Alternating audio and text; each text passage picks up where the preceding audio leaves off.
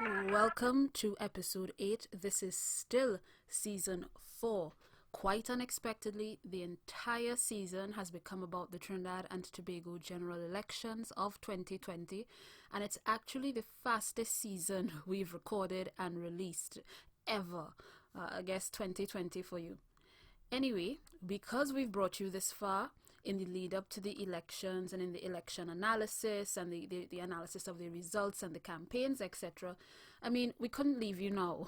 In the words of Basdio Pandey, I think maybe this is a fitting quote given the theme of the election, but in the words of Basdio Pandey, we come too far to turn back now. Was it Pandey or was it Manny? That's not the point. The point is, after the election, I think one of the most exciting parts, in this process, is seeing who will sit in the Senate and who will become the ministers more so. Although this is the second consecutive Rowley administration, anything could have happened in terms of appointments, and there is no guarantee that the ministers that served between 2015 and 2020 would return, in this session. In fact, there had been much speculation about changes in the cabinet and party stalwarts returning, but none of the predictions were met except for one, and that was in terms of the appointment of a new Minister of Education. So that was the only one that panned out, the only prediction that panned out. Anyway, despite the prediction of sweeping changes, and to the surprise of many, the cabinet remained largely unchanged. I'm tempted to say that the continuity in terms of not just the administration, Rowley 1 and Rowley 2 administration, if we could call it that, in this dispensation, but also in terms of the holders of portfolios, those ministers staying, that continuity, I think, augurs well for the getting down to business sooner, especially because we had a little bit of a rough patch between actual election day and the results being confirmed. But also in terms of continuation of a number of projects that had been in train between 2015 and 2020. So ministers going back into their seats or their offices or whatever you want to call it, and getting down to business that much sooner, very much familiar with the staff, with the projects, with the operations, and again, hopefully the kind of continuity of those projects. I think, it augurs well in this Rowley 2 administration. A number of quote-unquote performing ministers have returned, and performing or visible, if you want to call it that, or into these main, again, quote-unquote main portfolios, because again, we would assume that a portfolio, and a ministry, once it exists, serves some purpose to the public. But of course, we know all ministries aren't created equal in the minds of the population. And I had this conversation online, on social media, where really and truly, Trinidad and Tobago public, it seems, they place greater emphasis on certain ministries. Those ministries tend to be the ministries that perform services or deliver goods that are tangible. So, the Ministry of Housing, the Ministry of Works, what we can get, what we can see to be done, and those more abstract things, or those things that aren't necessarily tangible, like say trade or say public administration or otherwise, those things aren't foreign affairs and that kind of, those things aren't necessarily given the kind of visibility, in terms of the average man on the street. But nonetheless, we see a number of performing ministers returning to their portfolios. In fact, when we look at the list and we analyze the list, we can say that about 20 persons who served as ministers or junior ministers during the period 2015 to 2020, they returned to their positions, the same positions, or rather 13 of them kept their position. 13 of that 20 returned to the same position. 6 of them were shifted to new portfolios, but with the same rank. So if you served as minister, you come back as minister, but in a different ministry, or you if you were serving as a junior minister, you come back as a junior minister, whether in the same or different ministry. So 6 of them were shifted to new portfolios, but with the same rank. And then 1 junior minister has now been promoted to minister. So again, 20 of the persons who served between 2015 and 2020 has been returned, whether as minister or junior minister. 13 of them kept their same positions in terms of the same ministry. 6 of them were shifted to new portfolios or new ministries, but with the same rank. And then 1 junior minister has been promoted. And I'll get into the details as well. So of the returnees, well, of course, the Prime Minister has kept his prime ministerial ship. So Dr. Rowley, of course, being one of them. As you may know, in the last administration, he had also taken on a number of portfolios at different times when there had been cabinet reshuffles and with the departure of the Minister of Public Utilities, Robert LeHunt, in May of 2020. He had taken on a portfolio, not that portfolio, but a portfolio for some time. Of course, the Attorney General, Faris Al-Rawi, has returned. No surprise here. There was some speculation in the media as to whether or not he would be returned or someone, again, a party stalwart would replace him. I think that is nonsense.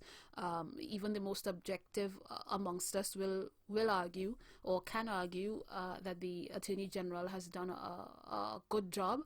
I think he's one of those that I would give an A, B plus. I tend to give B pluses because I don't really like to give A's, but in terms of, and I've said it before on this podcast, I think one of the main things that he did was put forward that legislative agenda, which he has vowed to do again in this term, that brought a level of certainty, a level of public discourse, a level of participation that we had not seen in the legislative making process from the public and civil society and business as well. So I think it was a no-brainer for me that he would return. We saw, of course, the Minister of Agriculture, Land and Fisheries, Senator Clarence Rambarat, returning. Again, no surprise. Even in the last election, he was defeated then, as he had been defeated again in 2020. However, again, his performance has received mixed reviews. I think some aren't happy, others are very happy. But again, no-brainer that he would return. Quite surprisingly, Energy and Energy Industries Minister Franklin Cann has again returned. I think a number of people were speculating that Finance Minister Colm Imbert would take over energy and that kind of thing. Again, Minister of Finance Colm Imbert has returned as Minister of Finance. Again, no surprise here. A number of names were thrown about. Again, old PNM stalwarts coming back and this kind of thing. And those claims, I think, will I don't know, optimistic at best. But I think, given the partnership, if I could call it that, between Rowley and Imbert that we saw in 2015 to 2020, given the challenges economically that we faced and that we've been stewarded through by Imbert, I didn't see why internally the Prime Minister or the party would remove him as Minister of Finance. And again, I think it would, from a political standpoint or strategy standpoint, it would have sent the wrong message or a message that they did not want to send in terms of them not having faith in Imbert. And of course, that would have been a whole other talking point, a whole other news cycle if he had been changed. So no surprise there. The Minister of Health, Terence Alison, returned. Minister of Local Government and Rural Development, Senator Kazim Hussain, retained his portfolio. Again, Minister of National Security and Minister in the Office of the Prime Minister, Stuart Young, has returned to the same portfolio. Again, no surprise there. Minister of Planning and Development, Camille Robinson Regis, has returned. As we do know, at some point in time, she had also taken on the responsibility for, quite strangely, because I'm not even sure when that happened, but she had also taken on the responsibility for social development and family services, but again she was performing a dual role as planning and social development minister. She is back again in the role of planning and development, and social development is one of those new or those shifts in post that we will come to later. Minister of Trade and Industry, Senator Paula Gopi-Schoon, has also retained her portfolio. Minister of Works and Transport, Senator Rohan Sinanan, retained his portfolio. And then 2 junior ministers, that is Ayanna Webster Roy, who served as Minister in the Office of the Prime Minister for Gender and Child Affairs. She has returned. along with Minister in the Ministry of Agriculture, Land and Fisheries, Senator Avinash Singh, returned. And as I said before, in terms of the return of Imbert, the return of Stuart Young, even the return of Terence Dayal Singh, I think it was better in terms of political strategy, in terms of continuity, in terms of public perception. I didn't see those three main portfolios, and I call health a main portfolio right now because of what we're going through in terms of a pandemic and whatnot, and to instill confidence in the public in terms of what has happened between 2015 and 2020 and what will happen for the next 5 years. I predicted, I could have put money that they would have returned. I told you a number of shifts happened where we dealt with the 13 that kept their portfolio. Now 6 of them, as I said, shifted to new portfolios of the same rank. Of those shifts, we have 3 who served as ministers in different ministries, let's say, who have now taken on a different portfolio. And then we have another 3 whose portfolio has changed, and we'll get into that. So those who have shifted, we know that the Minister of Education is now Dr. Nayan Gatsby Dolly. Of course, this is a shift from what was Community Development, Culture and the Arts. So she is now Minister of Education in this 12th Parliament. We have Donna Cox, Senator Donna Cox, now serving as Minister of Social Development and Family Services. I spoke about that a little earlier. And she would have served as Minister of Communications in the last administration, or in the Rowley 1 administration.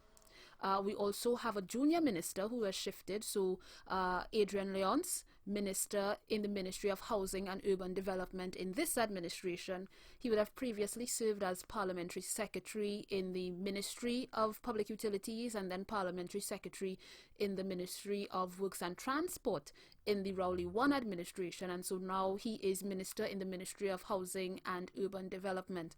Of course, during the swearings in, Prime Minister Rowley noted that, of course, they have sort of done away with, I don't want to say done away with, but they have not appointed parliamentary secretaries in this iteration, given some challenges and some issues in terms of the relationship between a minister and parliamentary secretary, or how the two function together. So Adrian Leonce moving from parliamentary secretary, but as minister in the ministry, still a junior minister, still seen as junior. In terms of portfolio changes, now we know that Minister Shamfa Kajo, who started out as Minister of Tourism in the Rowley 1 administration, and then she moved to the Ministry of Sport and Youth Affairs, she has retained her portfolio as Minister of Sport, but that portfolio is now Sport and Community Development, again breaking community development away from culture and the arts. So we see that she is now retaining sport and dropping youth affairs, but picking up community development, if I could explain it as such. Then we have Minister of Youth Development and National Services, again, where youth affairs was dropped from sport. Now we have a new Minister of Youth Development with an accompanying element of national service. That minister is Fitzgerald Hines. Of course, we know that in the Rowley 1 administration, he served as Minister of Works and Transport up to October 2016. Then he was appointed Minister in the Ministry of the Attorney General and Legal Affairs. And then with the May 2020 departure of Public Utilities Minister Robert LeHunt, he served as Minister of Public Utilities for that short time. Minister Hines has been in the Parliament since about 1995, and he previously served in national security, as well as Minister in the Ministry of Trade, and as a Minister of Public Administration and Information, if I'm not mistaken, either Minister or Junior Minister, but he has been around for some time, and so this represents a shift, but also a portfolio change for Minister Hines. We also see, again, where now community development has been split from community development, culture and the arts. we see that culture and the arts has been added to the tourism portfolio, and that portfolio has been retained, so to speak, by Senator the Honorable Randall Mitchell. He is now Minister of Tourism, Culture and the Arts. In the previous administration, he served as, most recently, Minister of Tourism, yes, but he began his tenure as Minister of Public Administration from September 2015 to March 2016, and then he served as Minister of Housing up until April 2018, and that is when he made the switch to tourism, which he holds now and continues to hold with the addition of culture and the arts. In terms of promotion, I did tell you that one junior minister was promoted to minister, if you could call it a promotion, and that is Senator Alison West. In the Rowley 1 administration, she served as minister in the Ministry of Finance alongside Minister Imbert. In this administration, the Rowley 2 administration, she will serve as Minister of Public Administration and Digital Transformation. Of course, what is a good swearing-in ceremony without surprises? We did know that Penelope Beckles had returned to Trinidad and Tobago, having served as our ambassador to the UN in New York for the Rowley 1 administration, so that's between 2015 and 2020. And we like I said, we knew that she returned to Trinidad and Tobago and she contested the seat, Arima, and she was successful in that. She has stood in a number of elections and has served in a number of parliaments as well. And then we saw that she was sworn in. This is on Wednesday the 19th. I probably should have started there. The swearings in took place on Wednesday 19th of August, 9 days after the actual election, but we wouldn't go down that road here. Anyway, so she was appointed Minister of Housing and Urban Development. And there was some speculation that she would be appointed Minister of Foreign Affairs, again, having served as our ambassador in this important role. However, I think it was surprising, and I think it also set a number of wheels in motion in the minds of the public, the media, etc., and those political analysts in terms of giving her, and remember I told you about these main or these visible, these tangible quote-unquote portfolios, in terms of giving her such a ministry, housing and urban development. So we'll see what happens there, and after the ceremony she did seem very keen on getting to work and doing what needs to be done. So we did know that she was returning, and we assumed that if the PNM administration formed government that she would become a minister. We just didn't know where, so we see where now. And another surprise was the return of Dr. Amory Brown, and I've said it on this podcast before, I'll continue to say it. I think he is one of the best that Trinidad and Tobago has to offer. He too served as ambassador to Brazil and Associated States, and that was during the 2015-2020 administration. So we didn't know that he returned, but he did return, and he is our new Minister of Foreign and CARICOM Affairs, replacing Senator Dennis Moses. So that was a welcomed surprise, I think, for Trinidad and Tobago. We did see on the election trail, on the campaign, and again in terms of election victories, we did see a number of new faces brought to the forefront of the party, and some of those new faces have been appointed in various ministries. Two of those new faces have taken on ministerial portfolios, and I think that shows a level of confidence in those individuals, and hopefully they don't let us down. And then about 6 of them have been appointed junior ministers. So in terms of the ministers, Minister of Labour, Stephen McClashy, is a new face. A number of people were like, who is that?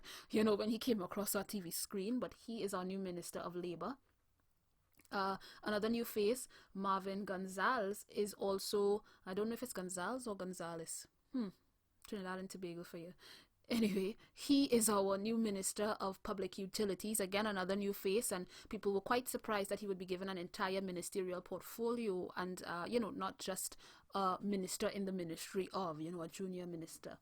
Nonetheless, a number of new faces have also taken on junior ministerial portfolios, and they are Lisa Morris-Julian, who will serve in the Ministry of Education, Renuka Sagram Singh Suklal, who was not victorious in her seat, but she did stand for election. She is now serving in the Ministry of the Attorney General and Legal Affairs. We saw Simon de Nobrega, who will serve in the ministry, or serve as a minister in the office of the Prime Minister, rather, and he will be responsible for communications. Of course, you see here that communications is no longer a standalone ministry. It's interesting. It's interesting to note as well that a new face, Foster Cummings, will serve in the Ministry of Works and Transport as junior minister. Senator Hasselbachus will serve in the Ministry of Public Administration and Digital Transformation, that new or that shifted portfolio, so to speak, that will be headed by Senator Alison West. And we also saw Brian Manning, who I think a number of media houses had paid close attention to, and there was a lot of speculation in terms of, whether he will be given a ministerial portfolio and which one, but he will serve as a junior minister in the Ministry of Finance. Again, interesting that they would put him there.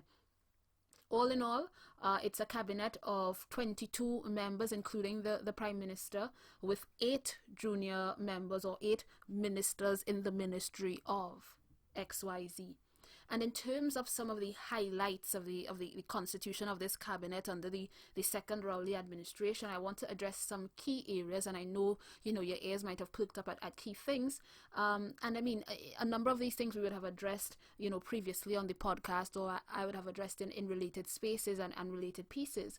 But of course, foreign and CARICOM affairs, as I did in 2015, I will again do now. I think it is good. I want to applaud the Rowley administration in terms of placing that emphasis on CARICOM and CARICOM affairs, because previously it was the Ministry of Foreign Affairs, the Ministry of External Affairs, but this stated role, this stated prominence given to CARICOM, hopefully we will see it borne out in terms of our approach to CARICOM and CARICOM affairs. And as I told you in episode 4.6, episode 6 of season 4, that is, that again, Rowley in January of 2021 will take on CARICOM chairmanship. So again, it's good to see this, and again, that ministry being headed by Dr. Amory Brown. Excited to see what will happen there.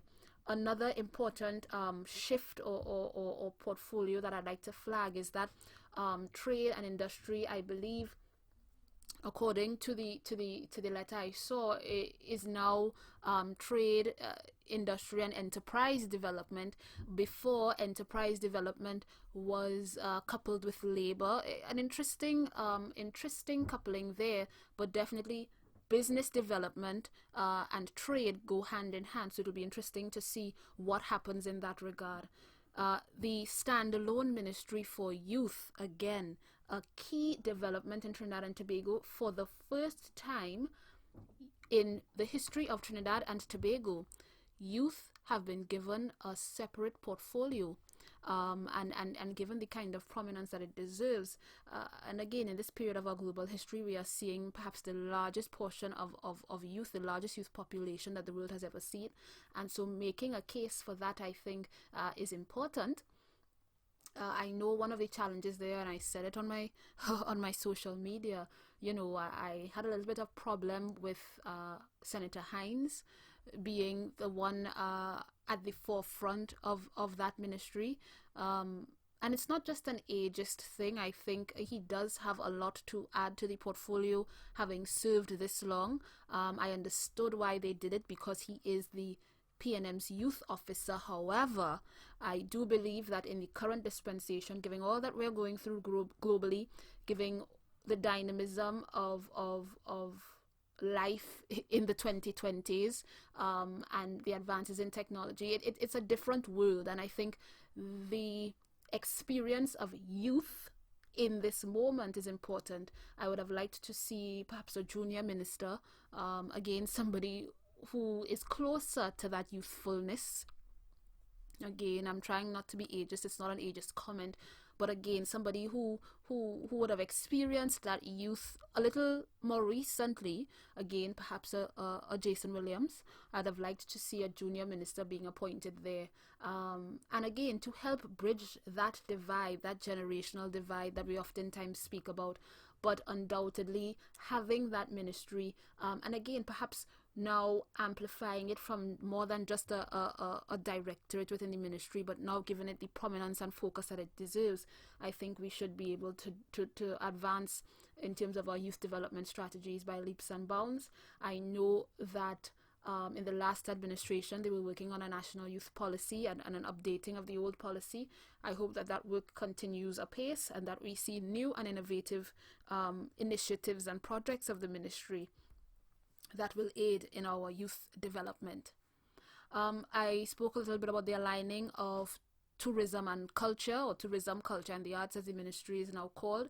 Of course, there is a relationship between culture, the arts, and tourism. Of course, that culture has to be the foundation of our tourism product. That is our value added. That is how we differentiate ourselves from the rest of the region and the rest of the world. Again, I spoke about this, at length in various fora, and not just in this ministerial portfolio discussion, but even before, in terms of my research on the creative industries. At some point in time, we have to also acknowledge the role and the place and the space for business development and trade development as it relates to culture. So it will still be seen. We sort of have a triangle going on, where you have tourism, culture at the apex, and then trade on the other side. So it'll be interesting to see how we connect the dots. So far, we've connected 2 points, and that is culture and tourism. Are we going to try to connect now culture and tourism to trade? And that has been, an essential discussion that I've been having for the last 7 years, in terms of cultural policy and creative industries policy and the development of that industry. Again, the word industry says something. But again, good to see that there is going to be hopefully increased focus on aligning cultural and creative output and our tourism product, and hopefully infuse some creativity and some local flair and style into our tourism. Another key highlight, another standout, is that digital transformation being added to that public administration portfolio. And I think Senator West is a good person to head that up, having served in the private sector rather, for quite some time. She came from PwC, again, which is why she was in the Ministry of Finance, and leading this digital transformation charge, not just for the public sector, but also for the private sector. Because I think at times, we complain, oh, you still have to stand in line at registry, or you still have to stand in line at, this ministry works and transport, or you still have to stand in line here or there, or it takes forever. But then even within the private sector, there is still leaps and bounds that we have to transcend, because you're upset about standing in line at civil registry or companies registry, let's say, right? Let's take that as an example. You have to spend half a day standing in line there. This should be, automated. We should be able to pay our registration and filing fees online. But then you still have to walk into Pennywise. You can't purchase Pennywise products online. There are a number of other businesses, not even small businesses, but medium and large businesses in Trinidad and Tobago, where you still have to go in person. There is no e-commerce. There is no call hotline, call center. There is no digital interface. There is no, so what are we doing? And when we get to the services sector as well, are they looking at digital transformation, and how are businesses now making their services more efficiently available? And then also, how are they, tapping into the digital sector? But I digress, and again, looking forward to lots there. I assume now that iGovTT will, for want of a better word, ramp up in what they were doing, and they have been doing a lot. Sometimes we don't see it, and we maybe out of lack of interest, but sometimes we don't see it, in the public eye. But definitely a lot has been happening, and hopefully it will bring it to the fore. I know as well that the digitization of government records has been a key a key area that the Prime Minister outlined that this ministry will be looking at. Again, I know it started in terms of the digitalization of records at land registry, and I guess it will continue in other ministries. Finally, another one that we should flag is education. Again, I know people in the last administration were talking about the age of the Minister of Education and the need to revamp the education sector. Now we have two younger, able-bodied, if I could call it that, but women in charge, and they have already spoken to, and the Prime Minister had highlighted the need to revamp the education system. And in the Rowley 1 administration as well, there have been moves afoot. We've been seeing the press releases, we've been seeing the ministry doing a number of outreach programs and doing a number of things, and I think in this time, given our pandemic, in this time as well, given the new ministers, I think some of those initiatives will come to the fore. He did mention as well the addition or the re-addition of civics to the school curriculum. I am 1000% behind it. Again, I've spoken about this before. The issue, in terms of our country, in terms of its survivability, sustainability, in terms of patriotism, in terms of, environmental, cleanliness and friendliness, and how we behave in our local space and how we see ourselves. A lot of it, I think, is because, I don't know, is it that young people don't say the pledge every Friday anymore and do the flag raising ceremony? Is it that social studies has somehow gone out the window, where basic things, the same discipline, tolerance and production that we were taught back in primary school has somehow dissipated? I don't know, but definitely that civics and preparing people for nationhood, I think, is important. Not nationhood, but citizenship rather. In our last episode, I spoke about the fact that a number of us, or from what I've seen on social media, a number of people are now becoming, politically minded or politically aware, but they don't have the education. And I mean, when I say education, I'm not trying to be pejorative or trying to be condescending, but they don't have the information and the knowledge, to the facts to form the kinds of opinions and the kinds of or create their own opinions themselves. They go based on what it says in the newspaper, right or wrong. They go based on what their preferred party says, right or wrong, but they can't formulate their knowledge or opinion for themselves. And that is because, again, young people have not been prepared for citizenship and don't understand the processes, the procedures, the form, the shape, the way, that our nation has been constructed, the way it is directed, the way it functions, and the way simple things like the electoral process functions.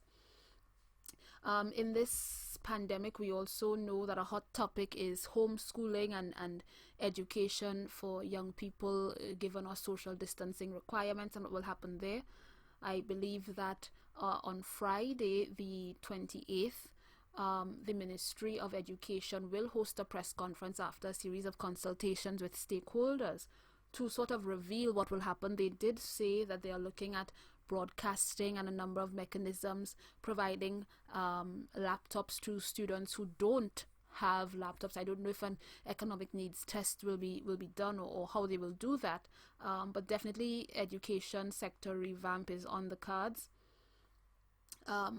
And I would say as well, in this pandemic period, and even as we continue, one of the main challenges with giving students laptops, apart from, will they pay attention and whatnot, because then it was, okay, they're using laptops in class. This was when the 2010 to 2015 Passad Besessa administration was giving Form 1 laptops, but now Form 1 students laptops, that is. But now we see that, again, it's not just Form 1 students at home, or not just Form 2, Form 3. There are primary school students at home as well. They too have been using, distance learning technologies to facilitate their education. So what happens there? But not only that, but a laptop is one thing, the equipment is one thing. We also have to address the fact that quite quite likely, if you don't have a laptop at home, or you don't have a computer at home rather, then you may not have internet at home. And so the challenge would be to reach the broadest, not even the broadest, reach all students, wherever they are, whatever their challenges are, socioeconomically, infrastructurally, and the like. So it is not an easy thing. The panacea, the solution is not just, oh, give them laptops. Again, of course, funding is one thing, how sustainable it is, because again, if I give you laptops, then that, I don't want to call it dead money, but again, after a while, we know laptops cease to function or don't function as well. What happens then? Do we replace it? How often do we replace students' laptops, etc., etc.? If you work in a company where you have laptops or you have computers, you understand the kind of budget maintenance and that kind of thing. Is it that students bring it in every term for servicing, that kind of thing. But more than that, I remember Richard Gervais spoke at a session that the TTCSI was having, and that was back in 2014 or 2013. I want to believe between 2013 and 2014, and he said giving children laptops is like giving them a car without roads to drive, because there are other things, and I'm paraphrasing him now, but his quote was, giving them laptops, again in Trinidad and Tobago at that time, is like giving them a car without roads to drive. And he was saying, you need other elements. You need to have a curriculum designed for online learning or for laptop learning or computer learning. But then you also have to train the teachers, but then you need to have those roads, and that infrastructure is also the internet, the access to the internet, the XYZ ABC. What is the maintenance, what is the upkeep, how do we so it's a number of things. It's not just black and white. And quite naturally, when we sit in positions of privilege, yes, you listening to a podcast or on Facebook or wherever you're listening to me from, it is a position of privilege, because you don't realize, or you take it for granted, that, oh yes, I'm just going to go online, I'm just going to do this, I'm going to pull out my laptop, I'm going to pull out my tablet, I'm going to pull out my laptop and my tablet, or whatever, or I'm even going to turn on my TV. You sometimes forget that Trinidad and Tobago is a vast and varied place, and that there are people still in 2020 without electricity. There are people without internet, without data, without the luxury of a television, without a laptop, without a tablet, and without the money to just say, oh yeah, let me just buy one. Oh yeah, without the luxury of saying, yes, I could afford $200 a month. I think that is the cheapest Digicel plan. No advertisement here. But to say, yes, I could afford to spend that, or that I live in a house that I can hook up internet and Wi-Fi and that kind of thing. So I think sometimes we forget that we sit in positions of privilege, even though they may seem small and insignificant. But I digress. A lot to happen. Excited to see what comes. And again, we have to be vigilant and I think supportive, because at the end of the day, it is our country. I don't see the need for, and I don't see the benefit. I don't see what good could come from wishing our leaders to fail. And then that means we all fail. Anyway, so we are hopeful here at SOAPBOX that the structure of government operations that will emanate from these appointments, that it will be one that puts us in the best position to achieve the long-term goals set out in Vision 2030, the policies that were subsequently generated from Vision 2030, and those outlined in the manifesto promises. We are hopeful that it will take us that much closer to the development that we seek and the development that we need, in Trinidad and Tobago. And then in tandem with ministerial appointments, there were also appointments in the Senate, because of course, to hold a ministerial portfolio, you either have to sit in the House, which means you were elected, on August 10th, or you have to sit in the Senate. So if there is someone that the party or the Prime Minister rather decides should be a minister, then that person has to come from either house, which is why on the 19th, when ministers were sworn in, you would see that 12 senators were appointed on that date, paving way for their ministerial appointment. Of course, there are a limited number of seats in the Senate. The Senate consists of 31 appointed members, so 10 less than the House, but 31 appointed members. 16 are appointed by the Prime Minister, called government senators. 6 are appointed by the leader of the opposition senators, and 9 are appointed at the discretion of the president or independent senators. As I told you just now, 12 senators were appointed by the Prime Minister or the government senators, to sit in the Senate because of their ministerial appointments, and that is Hasil Bacchus, Dr. Amory Brown, Donna Cox, Kazim Hussain, Franklin Khan, Randall Mitchell, Clarence Rambarath, Paula Gopi-Skoon, Rohan Sinanan, Avinash Singh, Renuka Sagram Singh Suklal, and Alison West. Now, there had been documents circulated on Facebook showing a fuller list of all 16 members, the 12 mentioned before, and 4 other names.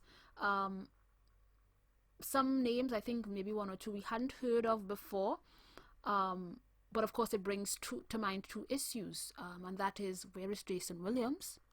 Because again, a number of us anticipated that he would have been given a ministerial portfolio and brought in through the Senate. That doesn't seem to be the case. We don't know, why. And I mean, there is no obligation to appoint anybody, whether they want a seat or not. There is no obligation to appoint anybody to the Senate. But we did anticipate that Jason would be a feature in the Senate, and apparently not.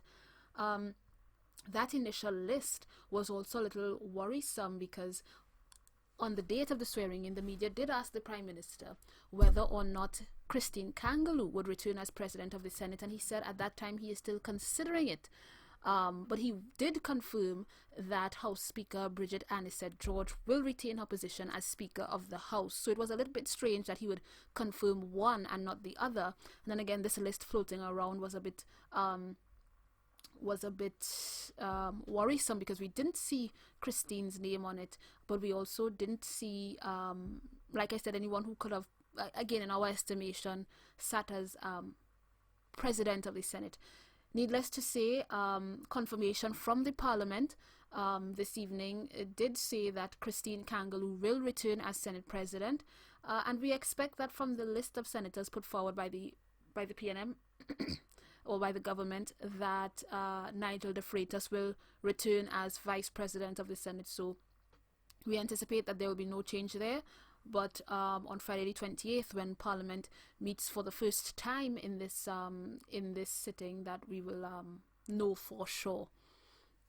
Among the list of the 16, or the 4 that I did not call, we did see a return of senators who sat last year, except one new name. I don't want to mispronounce it, but I think it's Bethelmy Yokima, I'm not sure. But we also saw that Laurel Lezama, who serves as PRO of the People's National Movement, that she will sit in the Senate in this Rowley II administration. And she had previously served in the Senate, I believe, between 2007 and 2010. So she did not sit in the Senate in the last administration, or in the Rowley I administration, but she will return to the Senate in this administration. We also had some speculation after the appointment of government senators. We had some speculation about opposition senators. And the media had bandied about Sean Sobers, Tahaka, I hope I'm pronouncing that, but Senator Obika, that there was speculation that he would return. They were saying that Daniel Leida might return, and there was speculation over Aloy Hunt and David Naked returning. And I had said quite frankly then that if we had to choose between Aloy Hunt and Naked, because we can't have both of them there, I'm sorry, but Naked might be the better bet, a little more composed and perhaps more favorable amongst all of Trinidad and Tobago. But I did say that I do expect that Jolene John, although defeated, that she would return to the Senate again because of her position within the United National Congress, but also because of her experience, in the Senate. And we did have confirmation actually up to press time, if I could say that, but up to press time, we did have confirmation that the 6 opposition senators will be Wade Mark, again, no surprise there to see his return. Jerlene John, again, no surprise there, one of my predictions. Jayanti Lachmidial, I am not familiar with her. Damian Lyder, interesting. Considering that we had a Daniel Lyder before, don't know if there's a relation there or if it's supposed to be the same person. We see a return of Annal Roberts. I think we expected to see him on the campaign trail in terms of running for a seat. We did not see that, but he did become a little more vociferous during the election period, so I'm not surprised that he has returned to active politics, so to speak, in the Senate, but at the same time I'm still surprised, right?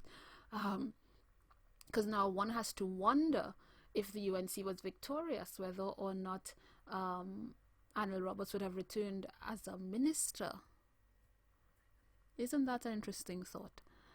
And finally, David Naked rounding out the 6, and I think that's interesting that we did not see a return of Senator Obika, again one of the younger senators that the opposition leader had touted in terms of her, yes, new faces, fresh faces, that kind of thing, and going for a youthful look to the UNC. However, the 6 in the Senate aren't very youthful, and I say that with all due respect. Even Sean Sober's defeated candidate, I would have hoped again to see the likes of him perhaps in the Senate, bring in a certain level of composure, experience, evenness. I'm not sure. I don't know how to say it. To say it nicely, so I won't say it at all. But I had hoped to see him, in the Senate. And we didn't see that. We saw a number of the same faces. The only 2 that, like I said, I don't know personally, maybe is Mrs. Lachmidial and Mr. Lyder. Damian Lyder, that is. Are they young? Are they youthful? And are they in keeping with the tone that the opposition leader set? We don't know. We will see. Surprisingly, I'm not sure what's happening there. Independent senators have not changed either, except for Sophia Choate. She no longer sits on the independent bench. Again, it was reported that she was unavailable for consideration, and so the independent senators will be Amrita Deonarine, again Dr. Valma Dayal Singh, Maria Dillon Remy, Paul Richards, Shri Sipasad, Diorup Timal, Hazel Thompson-Ai, Anthony Vieira, and the newest member of the independent bench, Evans Welch, will replace Sophia Choate. The first session of this 12th Parliament of the Republic of Trinidad and Tobago will be held on Friday, the 28th of August, if you are interested, and it will be held at 10:30 a.m. Trinidad and Tobago time. And so the elections are over. The nominations are over for the most part, because we still have to see what ambassadorial appointments and state board appointments might look like, if there will be any change. But the fun really has just begun. For us here at SOAPBOX, we are winding down on season 4 with just 2 more episodes to go, and we are excitedly looking forward to season 5. Of course, I will keep you informed on all the pertinent happenings of this 12th Republican Parliament, so be sure to follow us on Facebook for all our audio and video releases, as well as our posts. We'll be doing more, and perhaps we'll explore expanding our social media footprint. Subscribe to us on YouTube and SoundCloud and wherever else you listen to podcasts, iTunes, Apple Podcasts, Google Podcasts, etc. But most importantly, get on your soapbox.